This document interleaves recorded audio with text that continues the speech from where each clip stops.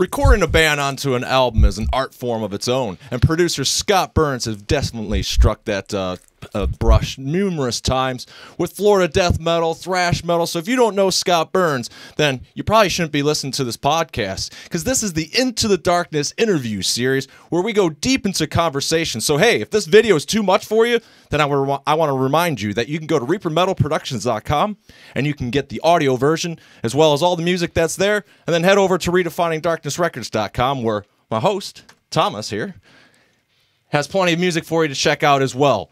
So, reapermetalproductions.com and redefiningdarknessrecords.com. Links are in the description. And Scott Burns, very happy to welcome you to the show. I imagine that you might be calling from Florida, or maybe those days are over. Where are you calling from, Scott? Still in Florida. I've never left. I've always been here. Still here. Thank you for having me. Amid all the madness, we kind of mentioned off air that you're working from home. Has it always been the case, or are you typically going into the office when you're not dealing with a pandemic? No, I used to travel a lot for work, so but the account I'm on right now, I work from home, so I don't have to travel. But like I said, I spent time up your way in Ohio right. and other states and stuff like that. Usually I had to travel, be on site at the client, but now I don't. And it's been, I guess, actually it's easy to remember since Hurricane Irma, so that was about 2.5 years ago. So right. First off, how many years has it been since you've been behind a board? I would suppose like 2000 or something. I think the Sadist record was probably the last thing I did. I mean, I did a little thing with Obituary, but probably the last full record I did was the Sadist record, and that was probably, I don't know, was that even around 2000 or maybe a little earlier than that. Made a post on Instagram, made a post on Facebook just to kind of let people know, hey, we're going to be interviewing Scott Burns. What questions would you guys have for him? And the response back was insane, like immense. And everyone was saying, I just used to look for records that said produced or engineered by Scott Burns. It was a seal of quality and like all these things. So your name has obviously become synonymous with death metal and has become, you know, legendary in a positive way. And I'm just curious as to how you feel about that, how you feel about being ingrained in such in death metal history, I guess.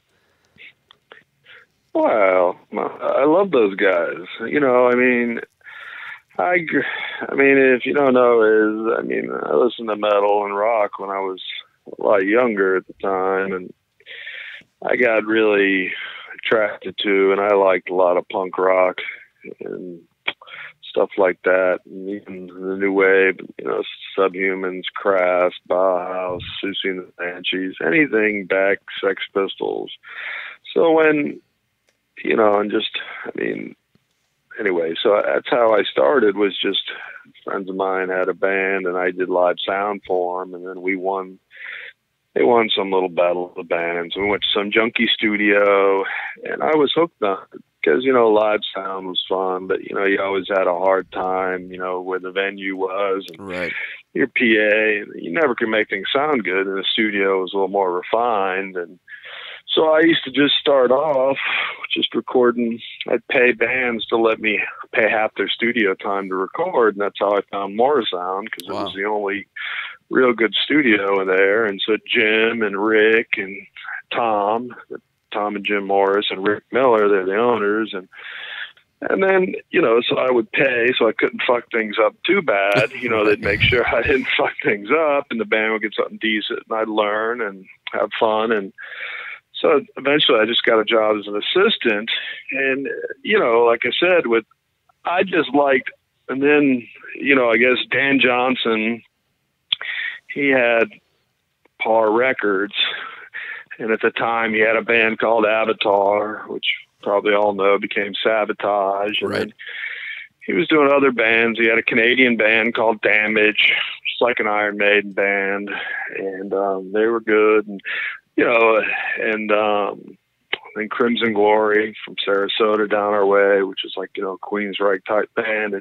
But anyway, he was bringing in a lot of bands. And then, you know, I can remember, you know, John Tardy and those guys, the Obituary guys, when they were Executioner, they were coming in when they were 13, 14, 15 years old. Wow. I mean, they're, you know, I mean, I don't even know if their parents were bringing them or they were, one of them was old enough to drive. But anyway, to make a long story short, and the Savage guys were in there is, you know, I was just an assistant engineer and worked with them. And even though I didn't know a lot about death metal, I mean, it was cool and it was over the top. So to me, it was like punk rock. I mean, it was real extreme. I remember, you know, I always say this one.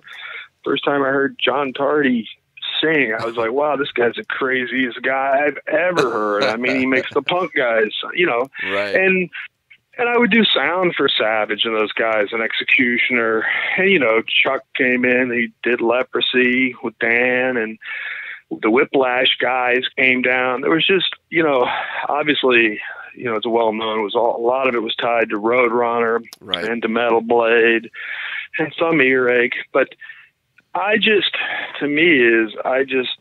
like the extremeness of it. Right. And from a technical standpoint is, you know, when I listened to a lot of the records with the guys is, I thought a lot of them sounded really bad, man. And I mean, like, you know, when you go back in it, and I think a lot of it came from the attitude that, you know, it's hard to, you know, like I said, it's like recording in a blender, right? Everything's super fast. And a lot of engineers just, if you're not into it, they just say, oh, fuck it, it's shit and who cares? Right.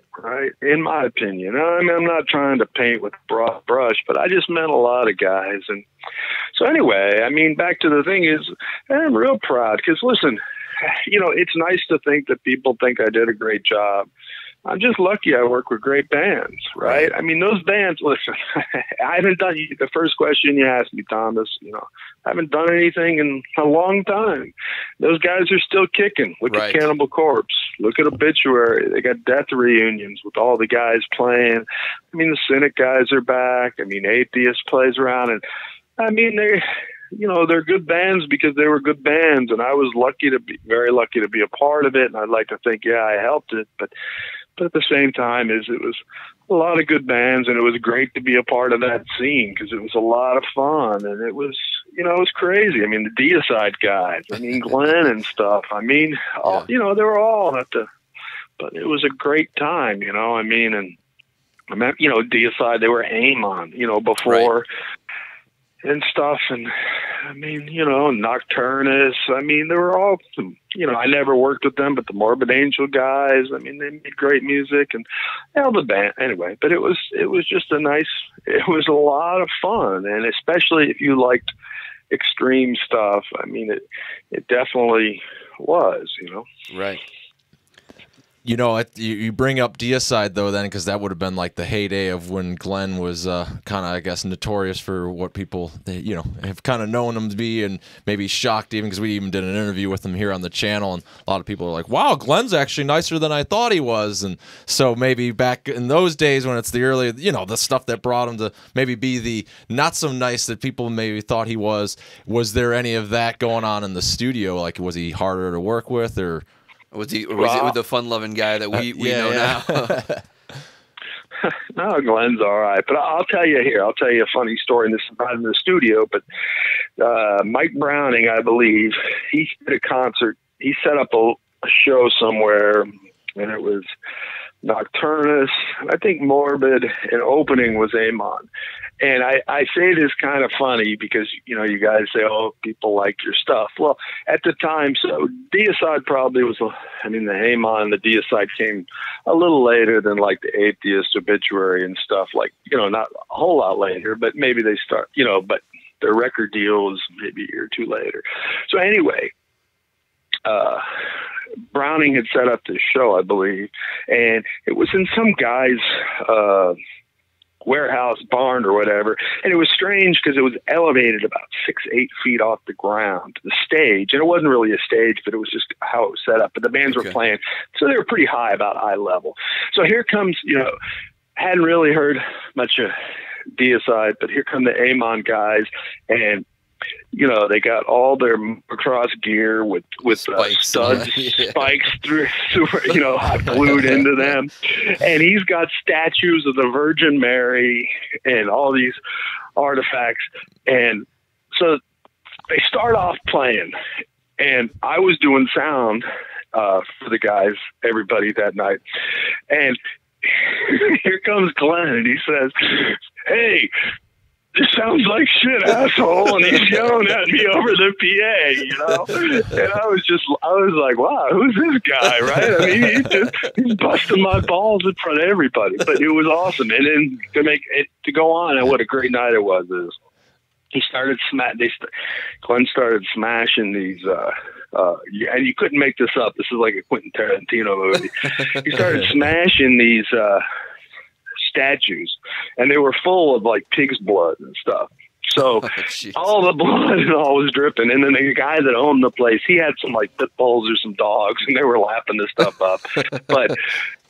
But anyway, Glenn has always been a character, and he's a really good guy. And maybe a couple times he had a hot temper, but I mean, you know, I can remember them wearing armor on the plane to play the Milwaukee Metal Fest.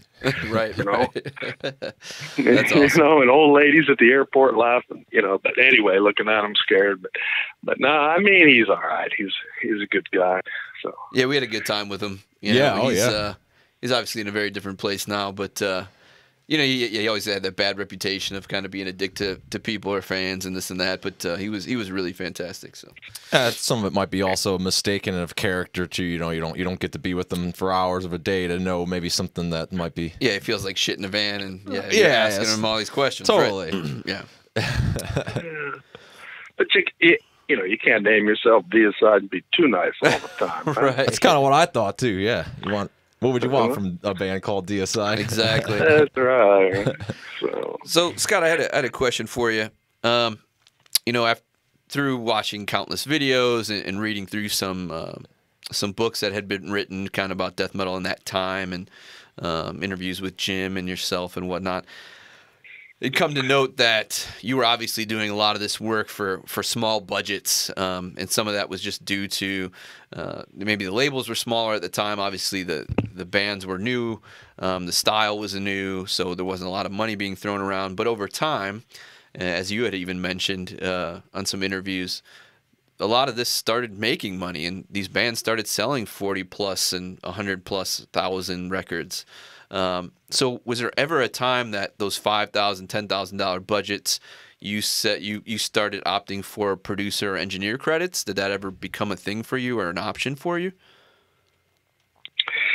I don't think I ever asked for anything. I mean, you know, they just ended up always, you know, out of niceness in the beginning, put it in as produced and engineered, and then it kind of stuck. But I mean, as far as, I mean, you know, probably the typical album back in the day was like, take Corpses Eaten Back to Life or something, or, you know, any of the first Malevolent or anything. It was probably about $5,000. Right. You probably got about 1 week in the studio at the most. And, you know, as far as if you're asking what I took, I mean, you know, I didn't. Well, you were like an hourly employee at the time, right? Or were you getting a percentage? No, they would pay me. I was, but I mean, I was getting some money, you know, like I think like $800 pop or something like that out of it. But you know, the thing was, guys, I mean, you can't take a whole lot of money. I remember there's only 2 records I ever took points on, and that's when they all said, "Oh, you should take points." Right. And I ended up giving them back. It was the first Deicide and the first Corpse. Oh, wow. And, you know, I mean, it was like, I remember with the Corpse guys sitting there after, you know, and if Brian Slagle hears this isn't any or failing. Those guys are great, and this is just how the record business works. But I mean, I remember them telling me that they're great guys, that, you know, they were cross-collateralized, or they were still in debt, you know, well after Butchered at Birth, and and the whole album only cost $5,000. Right. And, you know, I mean, I think I got a check once for like $120 or something. Yeah. So I just, So, I mean, I talked to Barnes and and Glen and Monty, you know, from Roadrunner, Sure. and just said, look, I'm not trying to sound heroic or anything, but I was just like, look, these guys, it's their record. They need the money more than me. You know what I mean? And what am I doing? You know what I mean? I mean, Right. I just never was comfortable with that. But at the end there, I mean, the bands obviously got bigger budgets. They got up to $40,000-$50,000, Yeah. you know, and I mean, I guess to me, though, the thing is, I guess, you know, when you're a new band, you probably wrote everything sitting in your garage or your rehearsal hall, and you just been sitting there playing. But then when you start touring constantly and stuff like that, it takes more money to keep everybody fed and to write and to get together. And so, I mean, it's like I said, does a $60,000 album sound 10 times better? I don't know, but anyway, I mean, that's how it is. But as far as it, that's basically just how it worked is that, you know, they would usually just be nice and give me that credit, and it was never, you know, it's just the way it was. I would have been happy, you know, just engineered or anything, but, you know, because to be honest, I mean, you guys know, you're into metal and you have the label. I mean, it's not like I rewrote any songs, right? Right. I mean, it's not like a pop artist where you come in and you try and make a hit or anything like that. I mean, I think the most important thing is trying to get it to sound good and, you know, be in tune and Right. get it onto tape or, right? Well, what were some of the problems that you were having then? Is getting bands in tune and stuff? Like, because I know there was definitely things described as far as like, you know, bands being not so prepared. So like, what were some of the highlights though of like making it a little bit of a hardship other than just press and record? Well, I mean, I wouldn't say that. I would just say this: that when you're younger, and the first couple times is things you don't notice as much, like when you're in a rehearsal hall, right? I mean, everything just sounds loud, heavy, and like you think your guitar sounds the greatest thing in the world when your bass player is telling you, well, I think his guitar sounds shit or something. I mean, making a joke. But I'm saying it so when you really start to mic things up, then maybe you hear stuff and you know, just staying in tune, especially when you start double tracking guitars or things like that, you know, you can get a lot of it. You know, I wouldn't say any bands are bad at all, but I mean, sometimes it's just the first go around that, you know what I mean? You don't, things that you just don't practice, you know, I mean, are done at times. And, you know, like I said, it's just a little difficult when you're on a short budget because, you know, the thing we tried to do the most is, I mean, Dom and Jim are always cool, is, you know, a lockout would be 12 hours a day, but we try and work 14, 15, 16 as long as we could stay awake. Right. Because that was the only way we could make up the time difference, right? Sure. I mean, we couldn't really get a lot of money extra. Sometimes we could if the label liked you a lot, or if it was your second record, maybe they'd give you a little forgiveness. But you know, and like I said, I mean, difficulties, sometimes guitar sounds or drum sounds. I mean, you know, you just don't realize, like sometimes drummers, like, you know, you need to change heads if the heads go dead really fast, right? I mean, or strings on guitars, right? I mean, they go dead, or you need to tune in between takes and things. And I mean, if you talk to any of these bands now, this is stuff that they just are rudimentary that they do in their sleeve, right? But, Yeah, exactly. You know, when you're 18 or 20 and it's the first time in the studio, you just need somebody to give you a little nudge and say, hey, you know, that's it. I mean, Been there, done that, totally, yeah. Well, it makes you feel better, too, that sometimes, like, these are the things that you don't always hear, especially, like, as a musician that goes through it, that, like, oh, other bands that I've looked up to or, you know, that you would think that just couldn't do any harm, like, no, they have the same kind of things that go into it. Because, yeah, it is, like you said, like, you're practicing in a rehearsal space. There's a lot to be said about you're a band that wrote some songs, but then when you walk into a studio, it isn't like you could just amp your, you know, mic your amp and then it's going to sound as great as it did in the rehearsal space. You know, microphone's going to hear it way differently, and the setting, all that great stuff. So, I mean, I'm preaching to the choir on that one, but it is just always something of curiosity's sake that it's like, you know, what are some of the things that you can or cannot grasp that might be like, I'm normal too. Like, you know, somebody I look up to that went through the same thing as me, struggling or whatever. Yeah. I wanted to get into some audio nerdery if we can, Scott.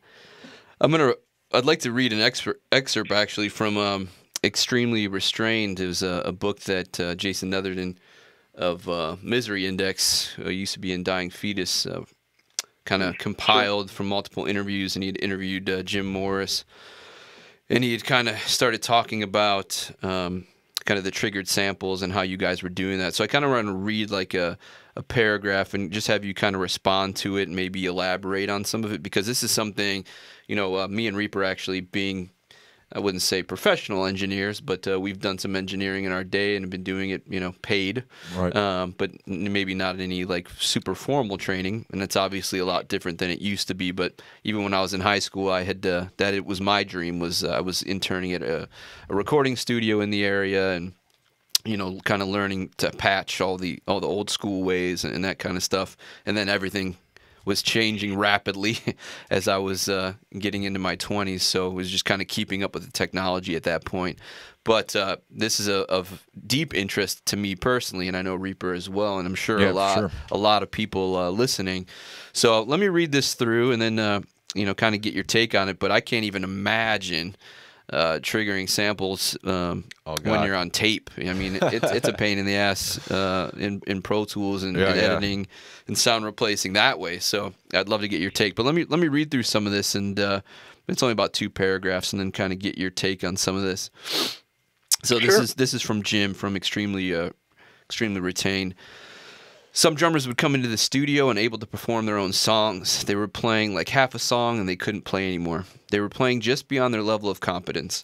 So in order to get the record done in time, you could send the guy back again and say, do it again, do it again. But we were using samplers to do the kick and snare replacements. The trick was to get all the drums to quote-unquote speak. The blast beat especially was a challenge, mostly because they were not often played correctly. It was very difficult. 90% of the drummers were not doing it correctly. I remember suggesting a click track to be used. If I could record these drums to a click, then all the drum replacements would be so much easier, but it couldn't be done. These guys were not sophisticated enough in their art form yet to get to the point where they can play to a click. That obviously took some years. We were doing it all on a 2-inch tape at the time, and there was no computer editing, so I developed a technique using MIDI sequencer locked into time code and a calculator, and we would sit there and calculate the distance in milliseconds between snare drum hits, ask the drummer how many kick hits are supposed to be between them, then figure out in milliseconds how far the kicks were supposed to be apart, and then had to type them in. This was not visual, it was all DOS-based. We were doing this before Windows. We had a guy working for us named Brian Benscotter. We called him Super Brian because he's a genius-level IQ type guy. We would get Brian to sit there with a calculator, and he would sit there for the rest of the night just calculating kick drums and putting them in because the drummers could not play them. It was not necessarily anyone's fault. It was more that they were just really not that prepared yet. So I guess saying that, and then he goes into specific samplers you were using, like the Akai S3000, and also digital sampling in a TC 2290, I guess delay lines. But I guess if you can elaborate on that, I can't even fathom having to deal with something like that and the time it would take. Well, yep. So Super Brian, he was awesome, but I guess it just depends on some of it. But I guess, yeah. So we typically use the TC 2290 and a noise gate to fire it, and then we use like Cakewalk MIDI stuff, and like I said, in time code. And I mean, yep. You know, Brian, I used to do it. I mean, I'll say this for most. I mean, I shouldn't say most because Brian did do some. I mean, I don't know, Thomas. Yeah, I mean, some of that stuff, Jim, they did stuff a little differently than me, and you know, like, but yes, that definitely some of that went on, and it was difficult. And even flipping the tape over, because you get the lag from the output out of the gate, right? Right. So then if you were trigger them and then go backwards, right, you could put a delay on them and then get them in time. So not everything was in a delay, right? Delayed, so you get that gap. But I mean, I never did a lot of snare drums because I thought they always sounded like shit. Yeah. Because, you know, you get that. I mean, you can listen to the Exhorter album, which kills me to this day, which they had us do. But I mean, but the kick drums for sure. But, you know, and I would just say, you know, my recollection is sometimes you had to do it, but most of the bands were pretty good. And I mean, you know, were there times that you had to, yeah, you know what I mean, and do that. But I mean, like the Terrorizer, World Downfall, man. Mm-hmm. I mean, I guarantee if you pop that thing up, you'll hear lots of mistakes raw. But that, I fired those things. It was an 8-track, right? Wow. So I had Pete just play straight in and gated both of those and just let it fly onto an 8-track because we mixed a 2. And I mean, I don't think you can hear it. I guess it just depends on the style.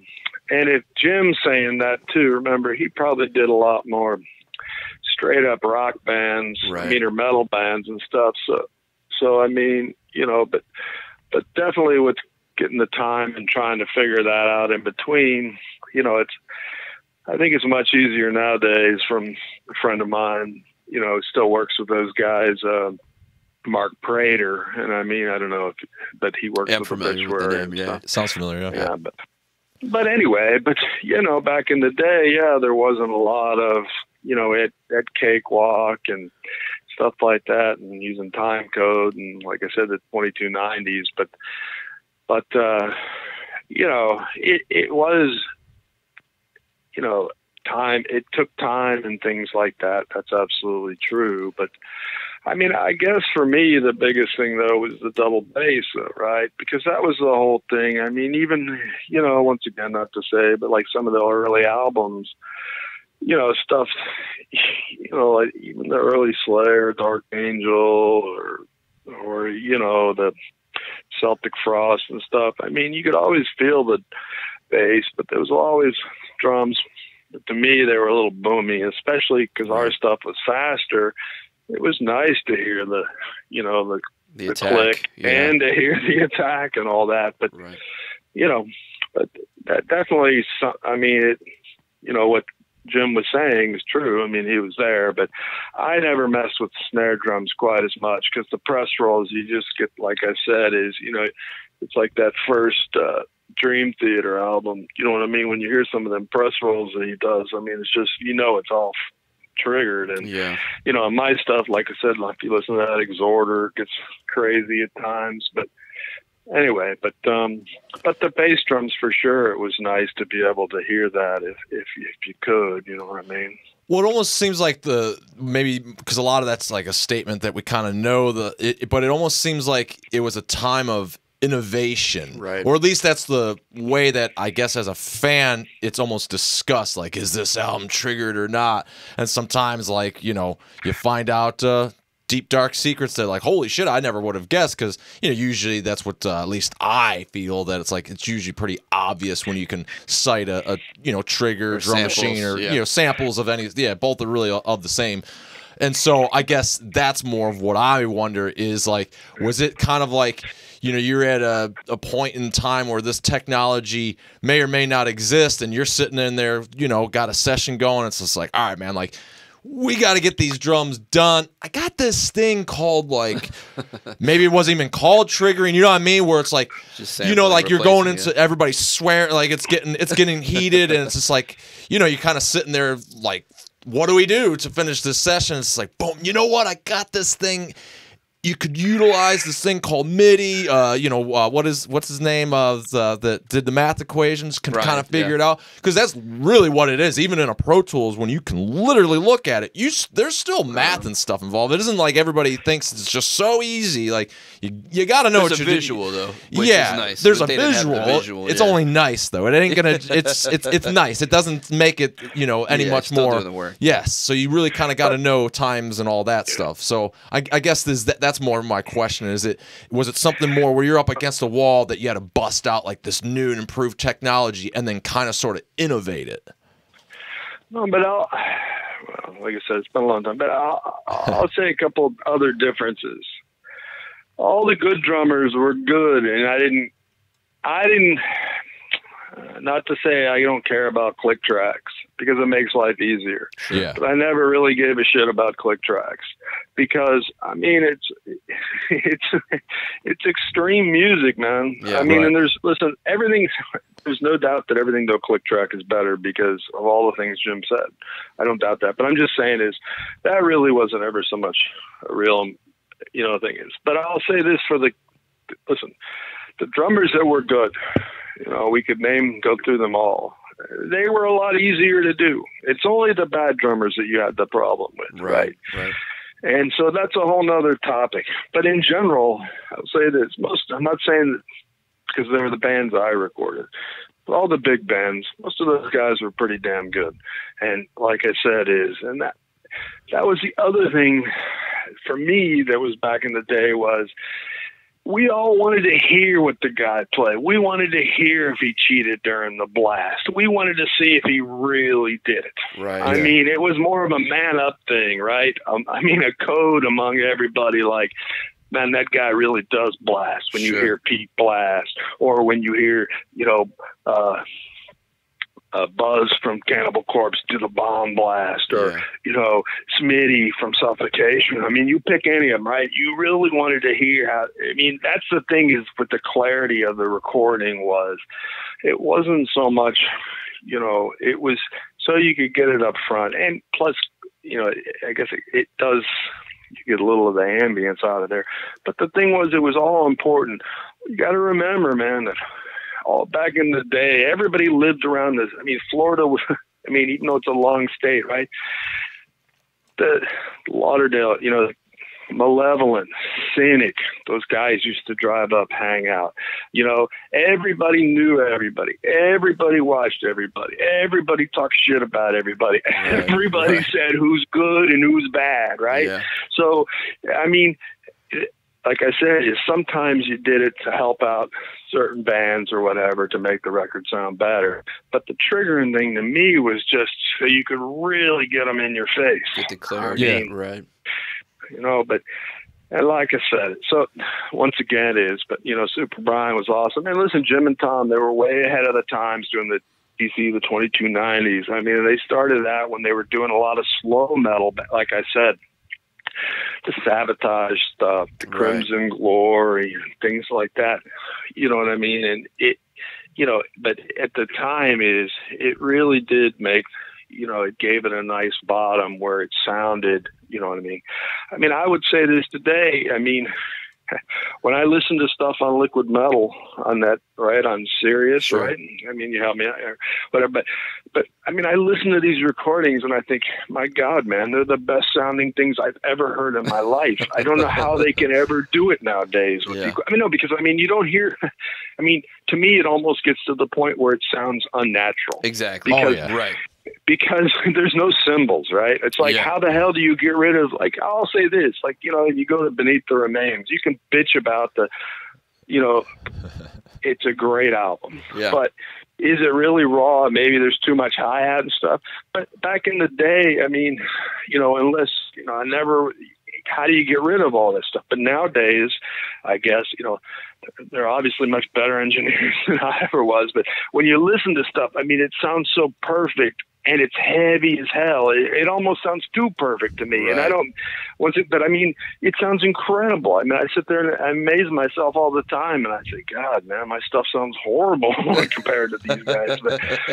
But it's just, but anyway, it was just, I always wanted to hear those guys playing that double bass. I mean, I just loved it. Well, and obviously that was a huge thing, right? Because like you said before, the precursors to the extremity, I should say, like the Celtic Frost, it was very boomy. People didn't know kind of the proper EQ to kind of get that bass drum clarity or how to mic it best and those kind of things. And so then you come up with these kind of alternate solutions like you guys did with the sampling. And, you know, you guys did it your way. And then obviously you had Thomas Skokesberg Sure. and at Sunlight, he just had mostly electronic drums. You know, they would have a real snare, but everything was like a D drum, electronic drum, including the bass drums. So he was able to just do it all MIDI and get the sounds he wanted and whatnot. So you all kind of had the same idea in mind, like how do we get clarity and kind of get a cleaner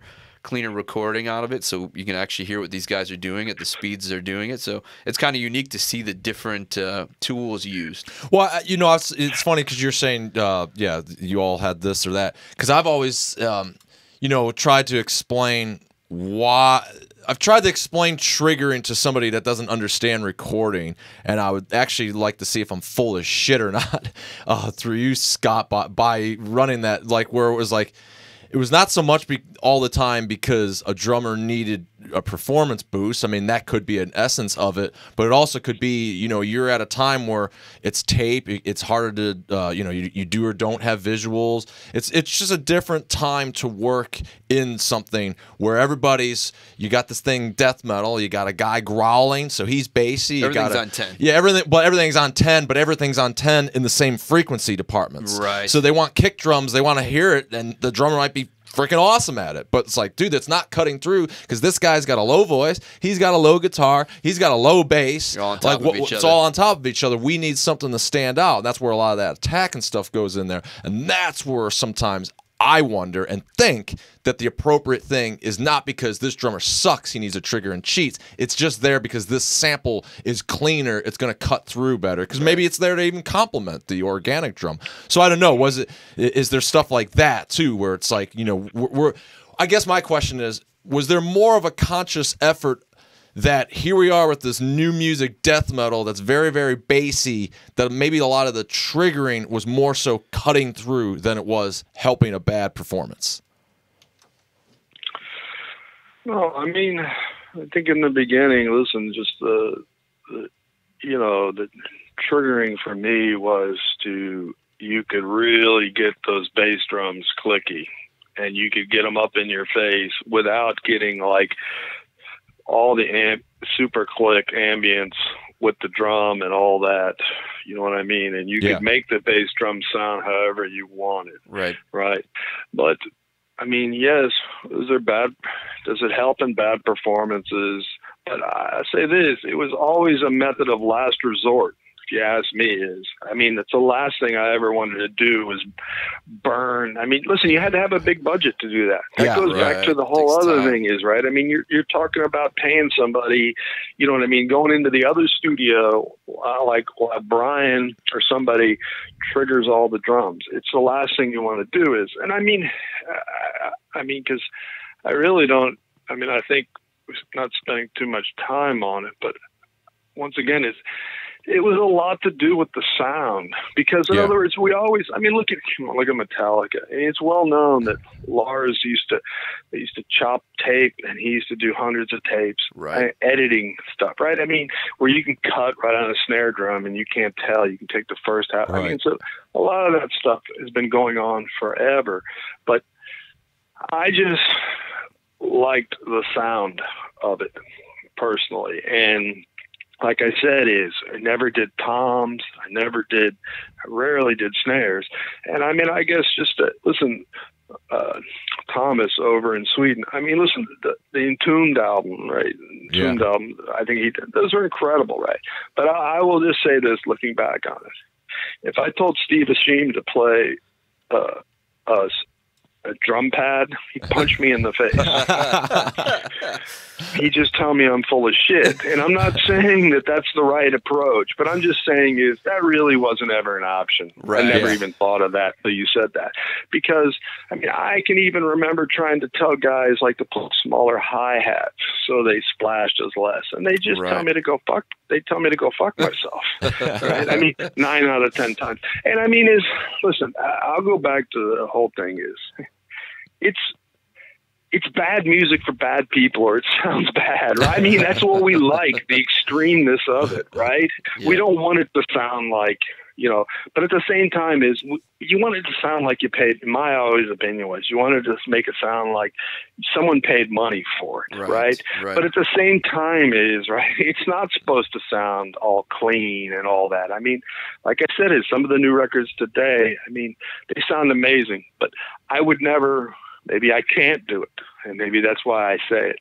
But I would never want my stuff to sound that clean because to me it's too processed. It's lifeless. Yeah, it's a little lifeless. No, but it sounds incredible, right? But you know, but anyway, it's just different ways of doing it. But like I said, when you mentioned, you know, because I think the Entombs, some of those first ones, and you know, some of the heaviest albums ever. I mean, they're incredible. But I never even, the only reason I say that, you know, about the drum pads is I never even had that thought in my head. Right. I mean, because the guys just weren't into that. I mean, you know. Right. Well, that makes sense. And it's just kind of cool, though, to see the innovations that were used by different people and how they achieved, you know, the goal that they were trying to reach. Yeah. Yeah, but if it works, listen, and if your drummer wants to do that, then there's nothing wrong with it at all. Go for it. I mean, it's a great solution, right? But you know, the old saying is a million ways to skin a cat. Or exactly. But anyway, so. Well, being a drummer myself and having gone to, I went to music school in Los Angeles and whatnot, so I'm partial to good drummers. But instead of going over some bad ones, I would like to know who are the drummers that like blew your mind. They're like, this is incredible. I can't believe this guy is doing this and this perfect and keeping this time and as fast and clean as they were. Obviously, you mentioned Pete Sandoval being maybe one of those guys. But who are the guys that you just remember, you know, kind of like putting the hair back, so to speak? Well, listen, I mean, I think as far as like being steady, I mean, Don Tardy from Obituary, I mean, he's rock solid. Yeah. Just, you know, lays down a big groove fast, but just really solid double bass. Yeah. Yeah. I mean, you know, Steve from Atheist, he was, you know, a band that, you know, the passing of Roger, you know, he was a great drummer. I mean, now he was, you know, very technical and very unique. And then, I mean, how can you, you know, Sean Reinert, I mean. Incredible. Yeah. I mean, that guy, you know.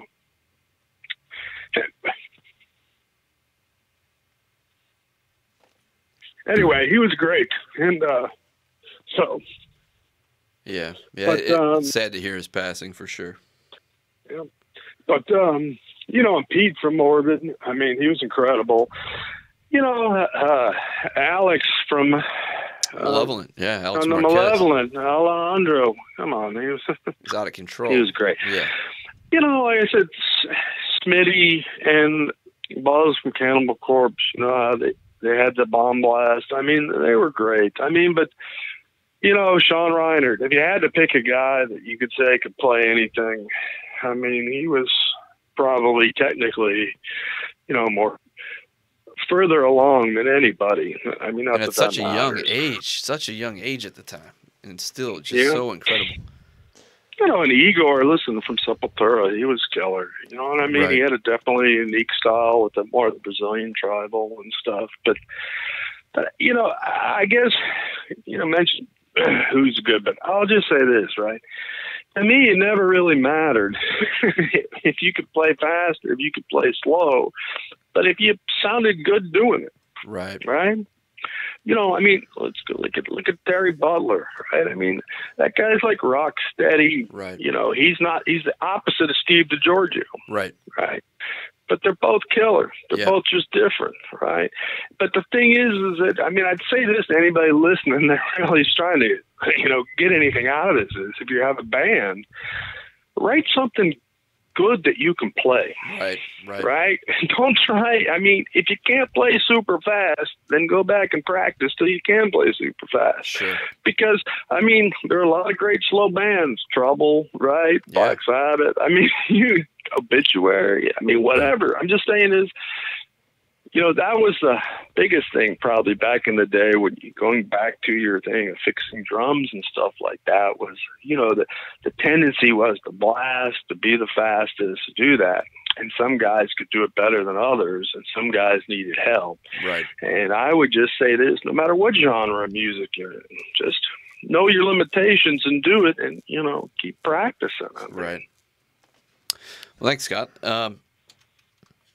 Man, so many questions. So, I guess this is one I'm just throwing in really quick. But what was it? Your first big job? What was your first kind of where they left you on your own, where you said, "Hey, Scott, you want to take this?" I know I read something recently where Jim was saying he sent you to Brazil to do the Beneath the Remains because he wasn't going to Brazil to do that. You know, he had a family, obviously, and you were a bit younger and didn't have anything holding you down. Was that like the first real big one where you're like, it's all on your shoulders and you're in a kind of unfamiliar environment in a studio you're not familiar with, or would you say there's one before that where it was a little bit kind of thrown into the fire? No, I mean, I think maybe, but yes, that's probably it. I mean, maybe Atheist was done, but you know, Rick Miller was doing Executioner, you know, slowly, and they had bounced, you know, it was done on an 8-track, so they had bounced, I think, most of the drums, guitar, and bass down to 2 or 4 tracks, and then we were doing vocals and some leads and stuff. But with like Obituary, I mean, with Sepultura, I mean, you know, I don't know, it's probably documented out there. Well, documented is that, once again, this goes back to the original thing about a lot of people didn't give a shit about death metal and thought it was sucked. So here was Sepultura, a Brazilian band, and they, you know, Monty, and I'm sure, you know, Boro Boy, right? They were, you know, very influential in getting those guys off Cugamella on the Roadrunner, but they went around, listen, they went around to all the big guys, Randy Burns, John Cunaberte, I forget the guy's name, the Testament guy up in New York or whatever, who did like the first Testament records. He had a big following. And a lot of these guys, there wasn't any money, you know, it was a small record. Nobody really liked the band. They all thought they were shit death metal band, basically, the growling vocals. And it was in Brazil, and it was over Christmas. And I was like, you know, I remember the Obituary guys had turned me on to the record before that they had out on Cugamella.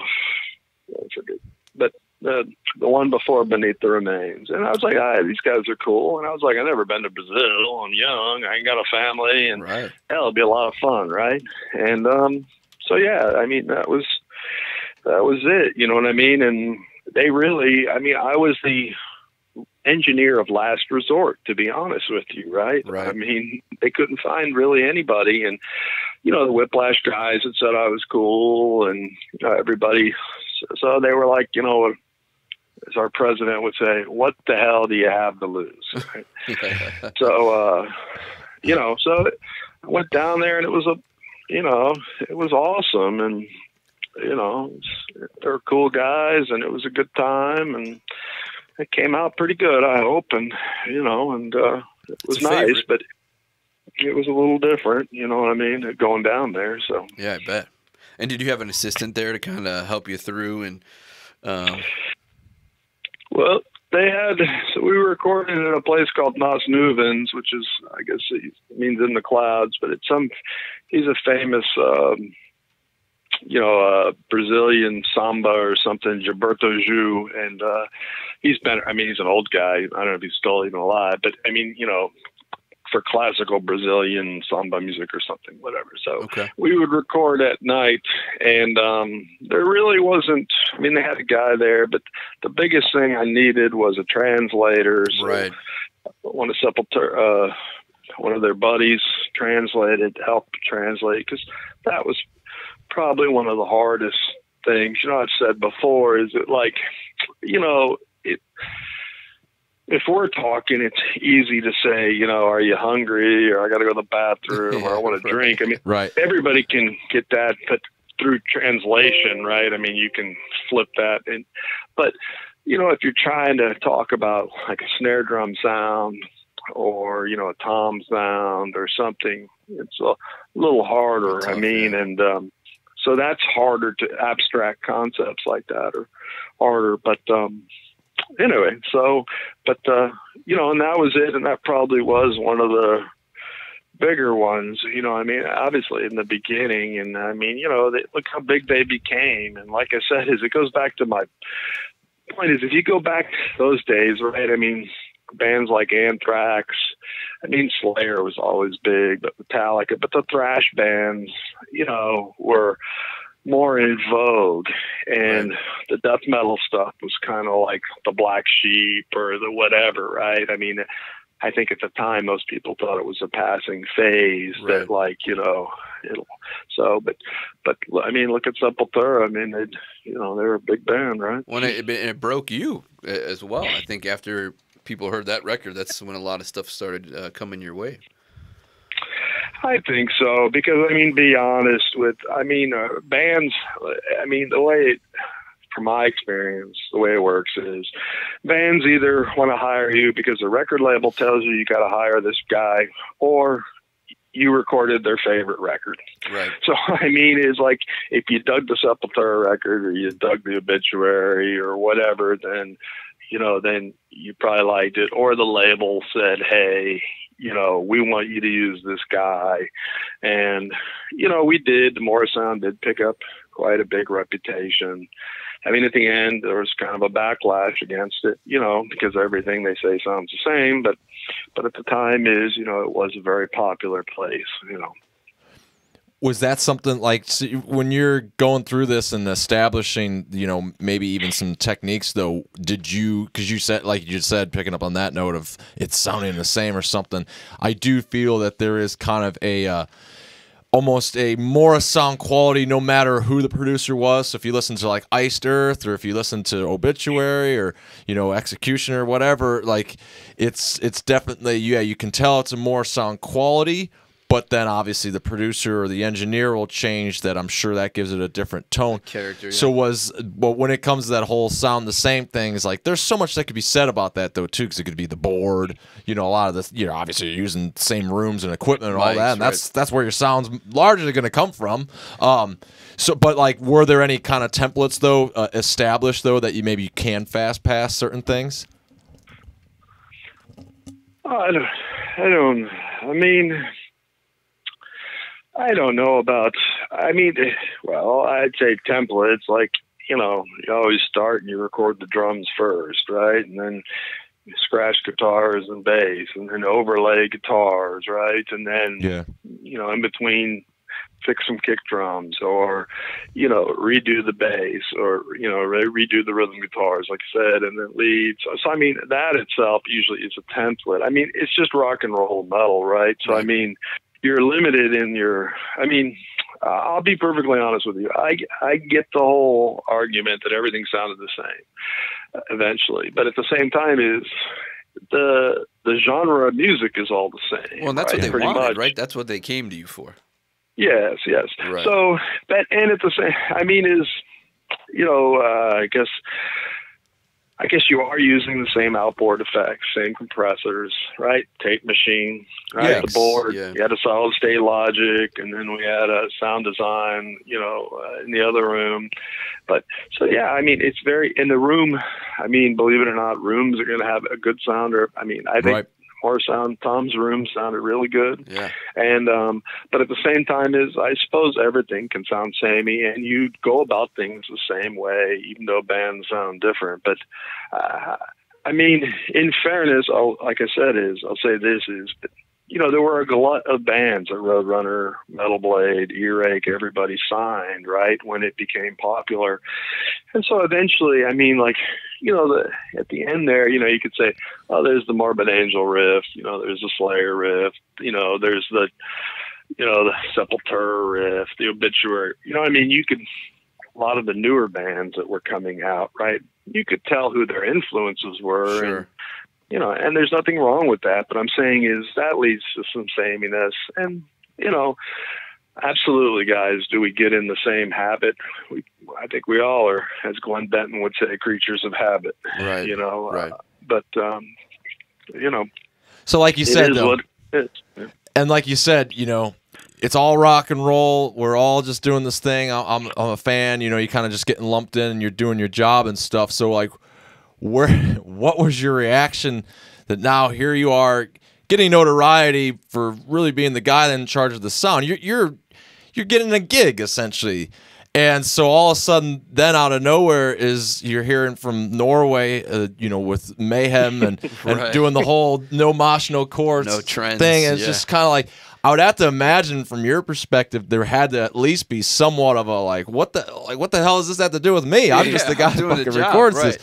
So like when you like, what tipped you off that there was even something going on? Like, I guess bad mouthing your name or even worse.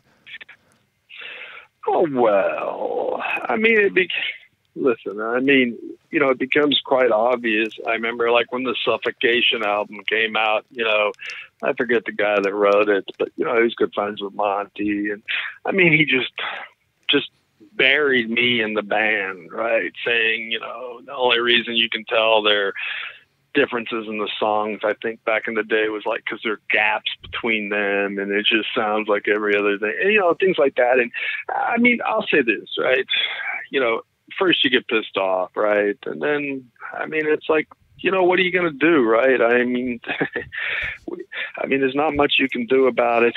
And that's, you know, to be honest, that's when you know a scene is probably starting to change, Right. diversify, or die off or something. Because like you said, when all the, you know, I'll be honest with you, right? Like with Mayhem and those guys, I mean, I probably talked shit about them in the past, not meaning to, but like, I always thought they looked killer, but I thought most of them didn't play well. Right. Right.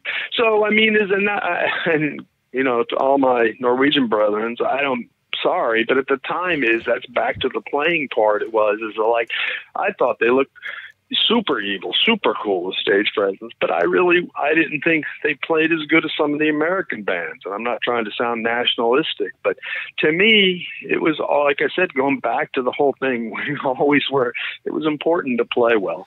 But, you know, back to the thing is, you know, whatever, just, you know, maybe it was a scene and too many bands. And like I said, that's why maybe it was just time for Scott Burns to take a step back, because it really was all about the bands, right? I mean, I still laugh to this day when people say these things about me, how influential and stuff. I was just a guy, right? And I mean, listen, you guys say you record, right? The only difference between me and you recording is that there happened to be a scene where I worked at, right? Right. Yeah. I mean, I'm being honest, right? There's a lot of great engineers out there, right, that don't have a scene. And I mean, I just was lucky that I liked it and I was the right guy at the right time, I guess, or I was the guy at the time to everybody that doesn't like my stuff. Right. So it's just, I think it's overrated. I mean, once again,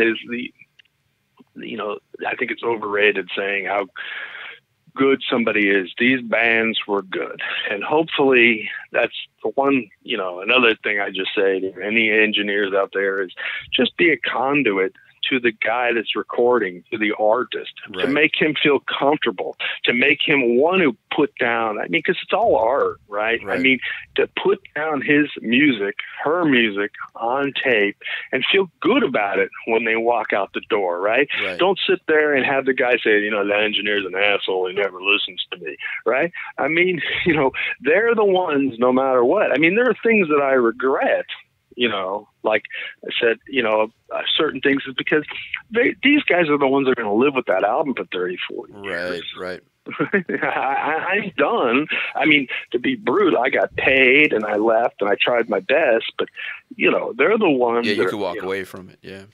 Yeah. So. Well, you just kind of wrap up the whole mayhem thing.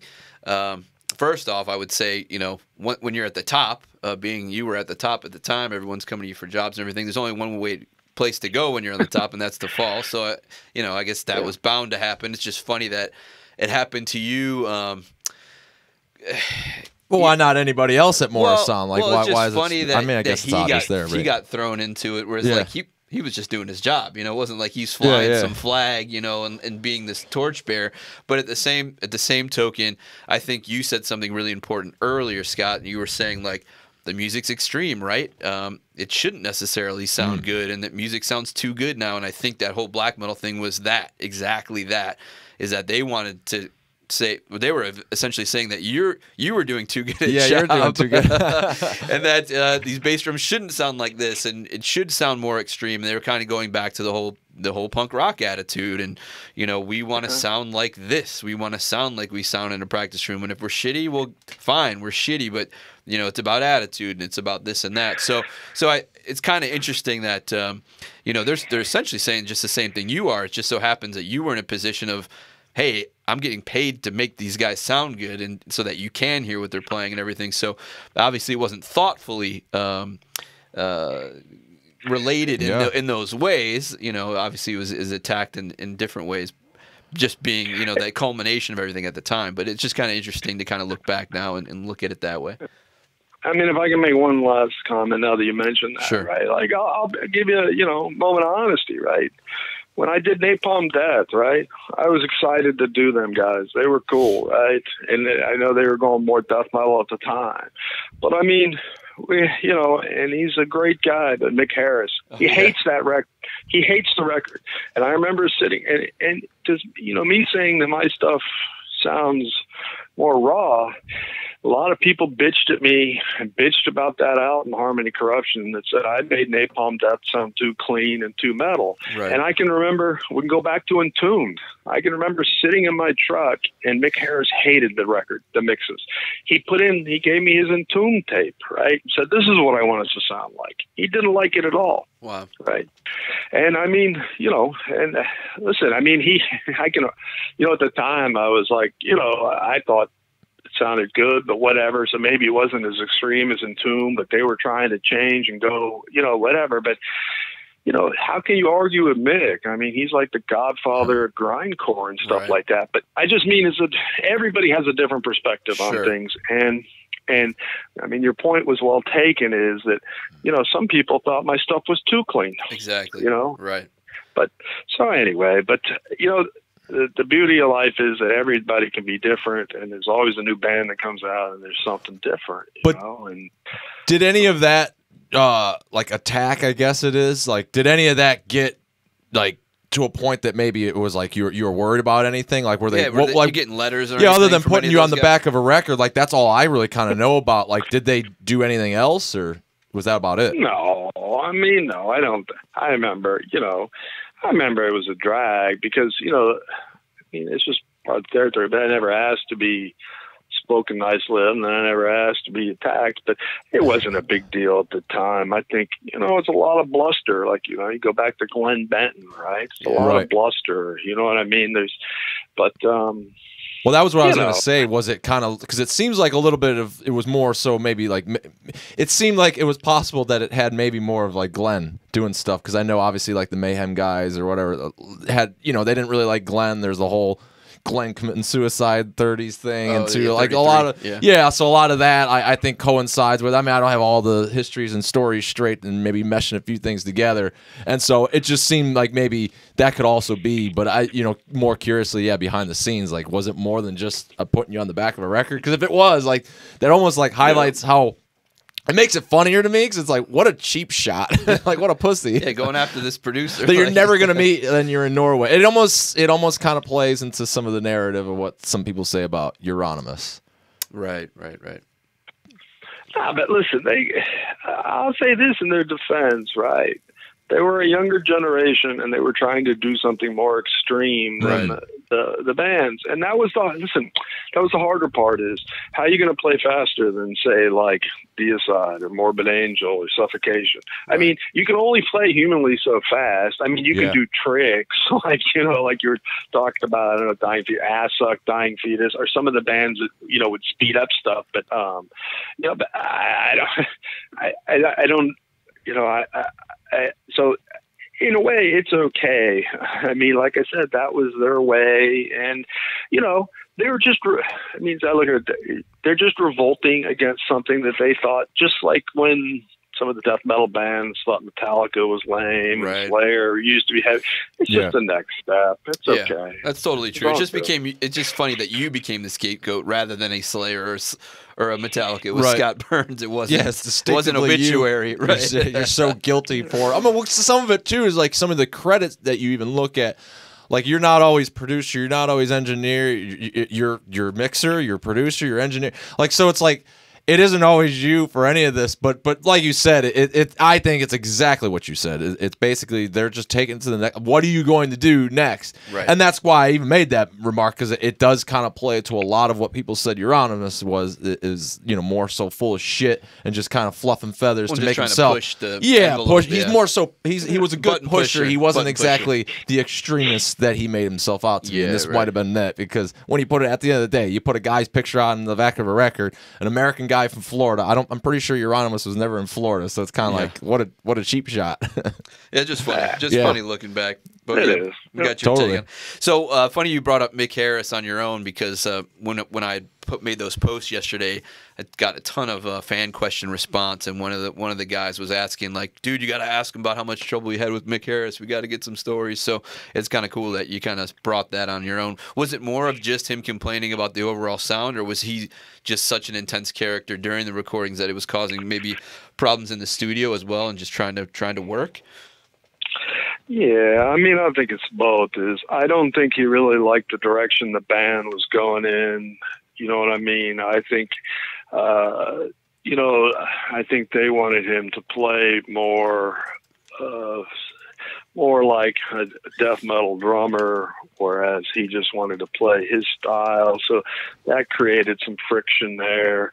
And then, like I said, they wanted the album just to be super extreme, and they thought, you know, I mean, he wanted it to be super extreme and just thought it was too polished and, you know, just like a standard death metal album. And like I said, he was digging Entombed at the time and wanted it to sound, you know, like that's what he liked. So, you know, but there was conflict within the band as well. And, you know, so, but like I said, it's just life, and you win some, you lose some. And, you know, and I'll be honest with you, like, I probably wasn't as it's easy to step back now and look at things and stuff like that. And, but at the same time, when most of the band is feeling one way, it's harder to, you know, it's harder when one guy is the odd guy out. And like I said, listen, he's the God, you know, he's you know, king of grind. So it's hard to argue, you know, I mean, but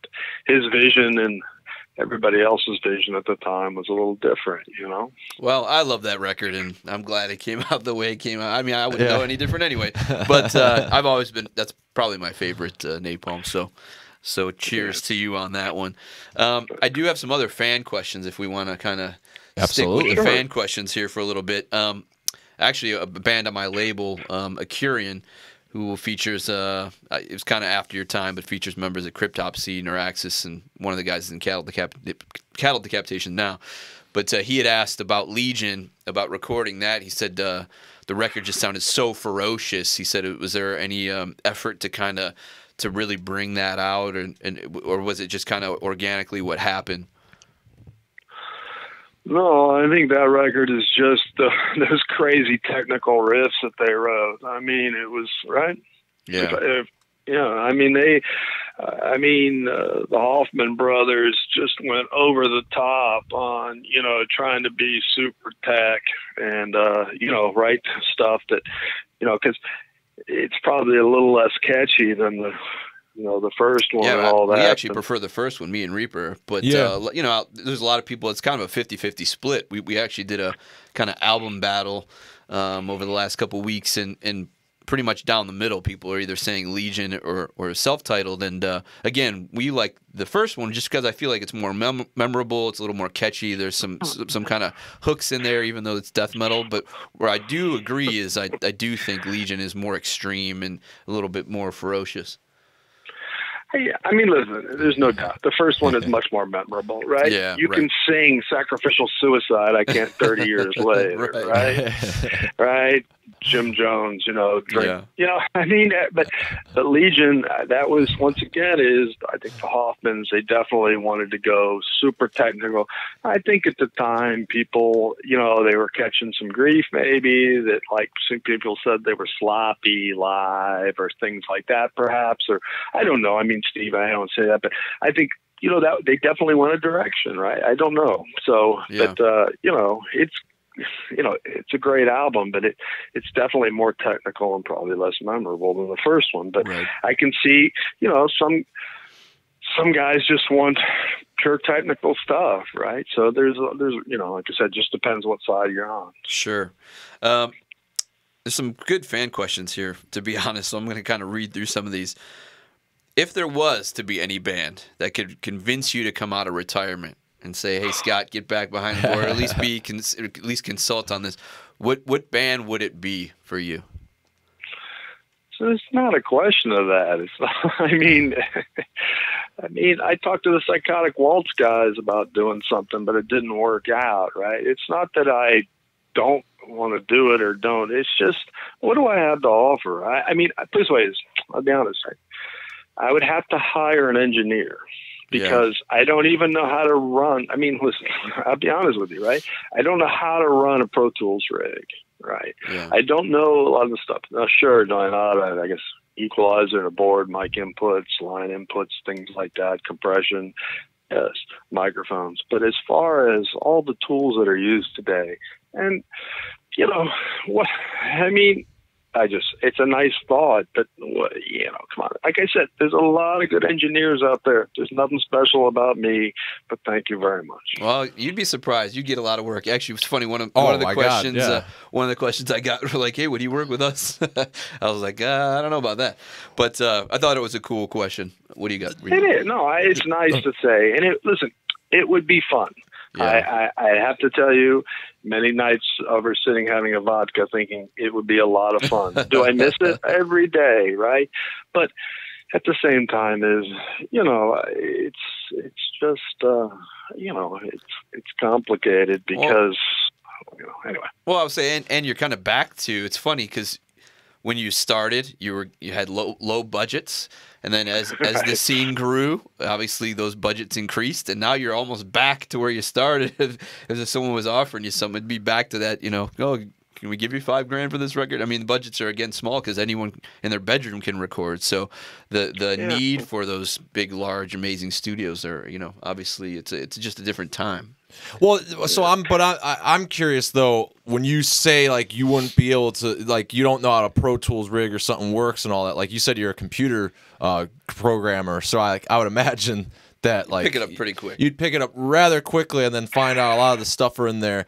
So like but people have had to like maybe have reached out and stuff, like, so hasn't been anything that like just tickles your fancy for it. Like I don't know. Is it really solely like I don't know what to do that holds you up through doing that, or is there's just more to it? Well, Craig, I don't know. I mean, I just mean I really don't get any offers, and I mean, because how are you going to get a hold of me? And second of all, is like I said, it's a Pro Tool rig. It's one thing to say you can figure something out, but something on a short, when you have a budget and something like that is because I would not feel comfortable sitting there. When somebody's paying me and they're going to make something for the rest of their lives, being, them being the guinea pig, right? Yeah. I mean, if anything, I'll be honest with you, I do something like Terrorizer, stuff like that, where it's almost all live and just capture the moment and see what you get good out of it, right? Instead of multi-tracking and stuff like that. And there's nothing wrong. Obviously, there's nothing wrong with it, but, the live feel for me is probably with doing more extreme stuff is more fun to me than capturing something than sitting there, and painstakingly going over, punching in everybody's stuff. I mean, but like I said, it's just, if you haven't done something, like riding a bike, but at the same time is you're paying someone. And I mean, you'd have to have somebody in the studio that I could trust, that I know would help me out. And like I said but I really think it goes back to the question of, I mean, it's not like I contain magic, right? There's nobody, it's just, I mean, everybody, if you're a good band, you're a good band, and just find a guy that you like to work with, right? Right. Yeah. Back in the day, as things were blowing up for you and as you were really busy, were there any bands that you had to turn down, whether time or for other reasons, where you just weren't able to? Maybe a lot of it was just fitting it in your schedule, but were there times where you're just like, I can't work with these guys, or I don't want to work with these guys, or what the case was? No, I don't. I mean, listen, I think it would only be the case of, I mean, the only thing is I would never work like, there was some like skinhead, some bands that were racist or whatever that I wanted nothing to do with. That I mean, a couple times I said, no, I don't like what they have to say on record. But other than that, is that no, I mean, I never really tried to pass judgment. If they wanted to come, and then they practice, they come and have it and record something, and let's make the best of it, and let's try it. And as long as the schedule fit in, then it was okay, right? And it was fun, like I said, and I mean, eventually, sometimes you got, when the bands perhaps weren't that proficient or something like that or whatever, it begins maybe to take its toll. But overall, I just say, it's not to pass judgment, whatever. Let's just let them record and, like I said, make a record. I mean, Do you have like the Scott Burns shrine then? Like, do you like hold, a piece of your work? So like, obviously this is something that could be easily obtainable where you can literally buy the records. Like, do you have copies of a lot of the stuff that you've done, or? No, I don't have any real. I have them on Spotify, and I have a few things, but I mean, I just listen to them because it's, to be honest, it's painful for me to listen to them because I hear mistakes that I make. Right. So what I mean is, like, I brought up the Exhorter album with the snare drum that had a trigger that bothers me. That's one of my favorite albums of all time that I did. But but things like that. But like I said, I mean, I still listen to stuff every here and there, bits and pieces, but like I said, to me, it's more about memories, and I just play it on Spotify when I want to hear. So I know this would be difficult for you, being that you did, 135 records, some odd amount of records, but if you had to. I don't want to put you in a bad place. I'm kind of looking for, people are asking, what are your top 3? What are your top 5? And I know that's probably like children, right? But I guess if I was to pose the question differently, what are the ones that stand out the most for you? Maybe you don't have to pick a favorite, those kind of things, but what are the ones that really stand out to you if you were to name just a couple that you're really, really extremely proud of? I'll say this. Almost any band, you pick them, their first album was great. Yeah. Obituary, Slowly Rot, that was killer. No doubt. I mean, when John came out, the Effects, I mean, they had a sound, right? Right. The first Deicide, that was killer, man. I mean, Glen was great, and it was catchy. They were good. I mean, the first Cannibal Corpse, eating, right? Poor child on the leg, poor child on the way, won't live another day. I mean, they wrote great songs. I mean, Barnes was great. Listen, Spiritual Healing was a great album, right? Even though it's simplistic by certain things. I love that. Then record. To come back, sure, with Billy and Terry, I mean, then to come back, with Human, with Sean and them. I mean, that was the beauty of Chalk, is that you know, the band lineup always changed. I mean, you know, all, like I said, is, you know, the 10 Commandments by Malevolent Creation was a great album, in my opinion. I liked the Terrorizer World Downfall. I mean, if I could pick, I mean, I really liked a lot of things about that. I mean, the way it was done, to the songs. I mean, I liked, you know, had the grind element. That was a good one. But, you know, I think most of the first records and the second ones were all good. And not that the other ones down the line weren't, but that's what made the first Atheist. I mean, Roger from Atheist, the bass player. You know, look, that guy was incredible. Incredible. And in a different way from the Cynic guys, because, you know, the Cynic guys could write out everything. And I don't know if Roger could write anything like musically, but he could play anything and come up with these incredible riffs. I mean, you know, and Rand stringing his guitar upside down. That's you know, crazy. I mean, they had a unique sound, right? And, sure. I mean, but you know, like I said, is all those, but well, all those bands. Go ahead, I was going to say, can you compartmentalize? I have a question, actually, getting back to spiritual healing, so I'm kind of trying to keep this train of thought together. But before I get to that, if you could compartmentalize, or I don't know if you can, kind of the favorites between, you know, all the ones that you're mentioning, all fantastic. But I guess if we were to kind of separate the sonic quality or the production side, like if you were to say, these are I'm the most proud of the sound I was able to achieve. So, because for me, as kind of a fan of all of these bands and everything that you've done, I'm definitely a Scott Burns disciple, where I know, you know, you got your haters out there, but I'm one that flies the flag for you.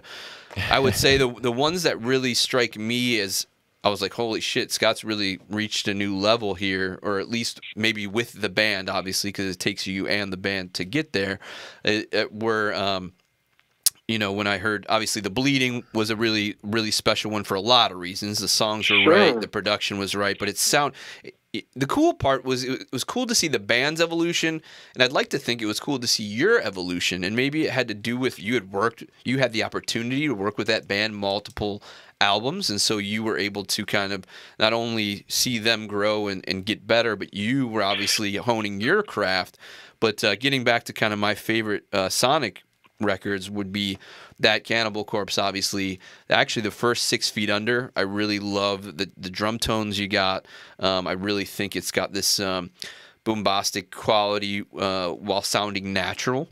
And World Demise, it just sounds so friggin' heavy, so friggin' killer, again, while sounding organic. Yeah. And so those, for me, are the productions. Now, while I have an affinity to a lot of the older stuff we talked about, the Malevolent Creations and the Harmony Corruptions, you know, obviously it didn't sound sonically as good as some of the ones I just mentioned. So for me, it's easy for me to kind of pick out some of the ones that I thought were a sonic achievement. So if we were to kind of look at it from that angle, would that change your perspective of what you'd pick? Wow. Yeah, I don't know. I mean, for sure, The Bleeding, you know, that's one of the better Cannibal Corpse. I mean, you know, we talk all this time, we haven't really mentioned, like, Alex. You know, I mean, he's the best bass, incredible bass player with his technique. You know what I mean? Playing with 4 fingers. Right. But, you know, but you know, I don't know, sonic quality. I mean, it's, I guess, you know, in some, you know, I don't know. I mean, it's sorry to put you on the spot, but, you know, World Demise does sound, I think, good, right? We spent a lot of money on that, right? Yeah. I mean, and it, you know, it played around. We did there's some synth and some, you know, some samples, low bass samples, drops in there and things like that. And, you know, but I don't, it's hard for me to say, I mean, you know, what, you know, because, you know, I don't know. I hear mistakes in everything I've done. So, I mean, it's a lot of it I don't, you know what I mean, say. But I think Spiritual Healing sounds heavy, right? I mean, I like the sound of that. You know, maybe it's the riffs and stuff like that. But, and, you know, I don't know. Well, speaking of Spiritual Healing sounding heavy, I can go to my question. And I know you had mentioned this at one point or another, where you would always double track guitars, but then you started just going with one track per channel. Was that one of the albums you started actually cutting back down? I don't recall, Thomas. I'm sorry, but I mean, I think we always double tracked everything. Okay. I mean, you know, I'm almost positive almost everything was double tracked. I mean, but yeah, I mean, it's very few times, unless it was like somebody faster stuff, I would think that we wouldn't. But I'm almost positive. I mean, even all the Corpse stuff and Legion and stuff like that was all double tracked. Okay, I mean, cool. I think that was like a de facto, Right. That's It was just part something of the that you cookie did. cutter. Sure. Yeah. Spiritual healing really stood out for me because of James. James Murphy's been one of my favorite guitarists in the genre. I mean, since I was a kid, and I'm fortunate enough to call him a friend now. It's just kind of one of those things that happened. he's great. Great. You know, one of those rare things. But I just always loved his playing. You know, I was interested too because you said there for a second ago, like, you know, about the first albums. You know, first albums were great and stuff, and that's very much, I think, a lot of conversation that happens between fans. You know, especially of this music. That's like, you know, a lot of the first album, the demo, all that kind of stuff. So I think it's an interesting opportunity to ask somebody that was really largely playing into the sound of it rather than being the band that's writing these songs. Like, what do you think that element is of why, like, the early material would be, in a lot of ways, sometimes the favorites for fans? Because, like, things are fresh, or? Yeah, I don't know. I mean, I don't know. I'm not saying that the first. I'll probably get No, I know, but you know what I mean. Like, a lot of best, people are like that, though. That you know, find that. Right. I mean, I think because these bands were original, and so when you hear them for the first time, it sounds even more original, right? I mean, it sounds original, and then the second time, you know what I mean, you have a flavor for them, and I mean, going back way to the beginning is that most of these guys, like you said, wrote these as a demo, and they were hanging around just playing local, and then they say they have to tour for a year, and then the label tells them, hey, you got to go record. So maybe there's something to that. I don't know. I mean, listen, like you mentioned the Bleeding, right? I mean, that's one of the best Cannibal, and that's what, third or fourth album? Right. Yeah, so I mean, I think, you know, some bands get better. I mean, listen, you listen to the new Obituary and Cannibal records, they still sound great. I mean, the Deicide the new records still sound good. But maybe it's the freshness thing, I don't know but right. I mean, I'll say this is, in general, a lot of times, the first record, everybody's rehearsed everything much more than they have when they've been on the road, obviously, because they have other commitments. You know what I mean? It's just the evolution of a band and being popular, I think. Yeah, I think it's just one of those things amongst a lot of people that, you know, it's a popular opinion that just seems to seek into, and it's just always something that I find it interesting to ask more and more people, because there really is no right or wrong answer, and like you said, it isn't always like, oh, it's just the first album, the first record only, but it is just something that's very grounded in a lot of like more of elitist metal attitude that's like, you know, first records, demos and stuff. So it was just interesting to, you know, be able to get your take on what you may have thought that could have been the component of what drives such. So yeah, no, it's interesting to hear. So this is kind of an interesting question, and I might know the answer just based on kind of what you told us already. But someone had asked this, and I thought it was really great. The guy asking was wondering if you had been approached by anyone, or if you would be down if someone was to ask you about making kind of Scott Burns' suite of mixing and mastering, kind of like a VST plug-in thing based on your iconic sound. You know, that's happening a lot with producers and producer packs these days, or everywhere. But I'd be surprised if no one approached you at all. And if someone did, you know, how would you feel about that? Well, I guess I don't quite understand what they would be asking for me. I mean, because there's, right? I mean, sorry, Thomas. I don't get what. Well, yeah, I guess the technology is kind of beyond where you're at. That might have been what he said earlier. He doesn't know. Right. He doesn't know. Well, I guess what Thomas really is kind of describing is like, yeah. So in, you know, a lot of these programs and stuff, like DAWs, and because it's actually even kind of further, because like now you can even take your mix and just literally upload it to a website, and it'll master it for you within the time that spins in a circle. You know, it takes a moment to process, but it doesn't take weeks to months like normal mastering does. So it's needless to say, to be able to do something like that from a computer standpoint requires some sort of programming. And so to kind of break down what that would be, the programmer would have to be like, hey, Scott, so like, what kind of board would you want to mimic? And, you know, you set up all these presets or whatever. So would you even, I guess, have the foggiest idea where to begin to like, oh, well, I think this board would be good. We used to use this. Yeah, this so I think that's more I'm just not interested. We'll just end it. I have no interest whatsoever. I mean, listen, I just like extreme music, or I like all kinds of music, but I don't want to jar a special sauce. There is no the band is the special sauce.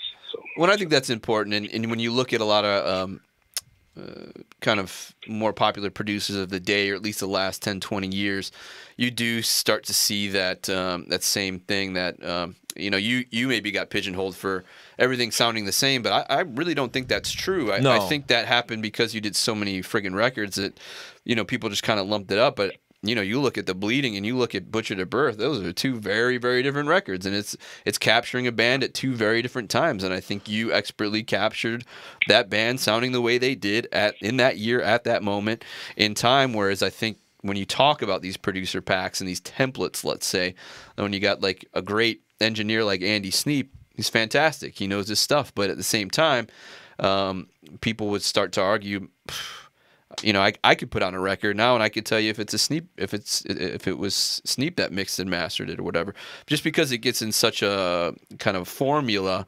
And granted, that's why a lot of the bands go there, is they want that particular sound. But at the same time, once it becomes kind of this staple thing, it does get old, and it does become, like you mentioned earlier, they sound great, but it becomes lifeless, because when they import those drums, he just throws this kind of preset on it, and then you get that sound. You get that Andy Sneap sound or whatever it is. So so I think you hit the nail on the head. It's about the band and capturing the band in the moment and what they sound like. And I think there are some engineers that are able to do that these days. But, you know, we've kind of come in this, I don't know if technology, you know, obviously can become a handicap at some point too, because you get into the rigmarole of, you know, the ease of it. Well, so it's interesting. Actually, it's not. I just think it's commendable, because not that it sounds like anybody's knocking down your door to do these things, but if it's like we're definitely in an age where if you're on like social media or something, you'll see this thing, masterclass, you know, learn how to make films from Martin Scorsese and all this stuff, where it's like, you know, back to the old, they all sound the same and stuff. Yeah. You know, you're going to be an engineer. You're using your tools. So a lot of the same, in my opinion, comes from the tools, the rooms, the this and that. Where then when you're using the compressor, okay, Scott might use it different than Jim, and that's where the Scott's going to maybe come into it. And then it's going to be largely about the band, and that's why it's commendable, because rather than being the Martin Scorsese is going to teach you how to do film, Scott's going to teach you how to record. It is very important to highlight the fact that, look, man, like, it is about the band. You're going to have to do things from, like, you know, it's often said with mastering too that, like, a good master, you're not going to notice the difference of what I did or not. And I think that's a lot of maybe even what you've described with working with the bands. Like, you know, you're kind of there to be the guy that knows, like, hey, you know, Scott, maybe you got a better take in you. Try those drums again. Or, you know, Scott's worn out. If we keep giving takes out of him, this ain't going to work. It's just going to waste time. So we might as well implement that, that triggering and stuff like that. And I think that's more probably what you're describing of, like, how you feel of what you've done. That it's like, how are you going to explain that to somebody? You either recognize that, you know, this is going to waste time, this is going to be this or that, or you don't. And to say there's a secret sauce is just going to kind of be flat out giving promise to something you're not going to be able to deliver on, almost. Yeah. Like I said, everybody's different, but I don't know. So, but you guys, I have a meeting at 2:30. I'm sorry but so just if you want to wind up, but I'm sorry at 2:30. Yeah, no problem. We appreciate you taking the time. I'm pretty much all wrapped up anyway. It's great talking to you, Scott. This was really enlightening. There's a lot of people that are really interested in listening, and I'll be sure to notify you once it hits Spotify. So if you want to kind of check it out, you can check it out. I'll listen. But always, like I said, if I could just make one thing, it's just remember, it's the bands, right? Those guys worked hard. Those guys wrote the song. I'm just privileged that I got to work with them. You know? Right. Yeah, absolutely. And that, I think, went into my little rant there. So well, I would say we thank you for your service because these are all the records I grew up on, and they've obviously have a lasting effect on my life. And you know, I was a touring musician because of it, and wanted to get into music because of it. And you know, I would say that you were a part of that. So thank you for everything that you've done and being genuine and trying to bring out the best in all of it. So yeah, absolutely. Because if you know, if you're that nerd that sits there like me, I've done it. You know, you sit there and you look at these things and you can pick them apart. At the end of the day, you were essentially kind of a pioneer that you're left with nothing. You got to make this music. It's brand new. It's this or that or this, and people are looking at you to do something.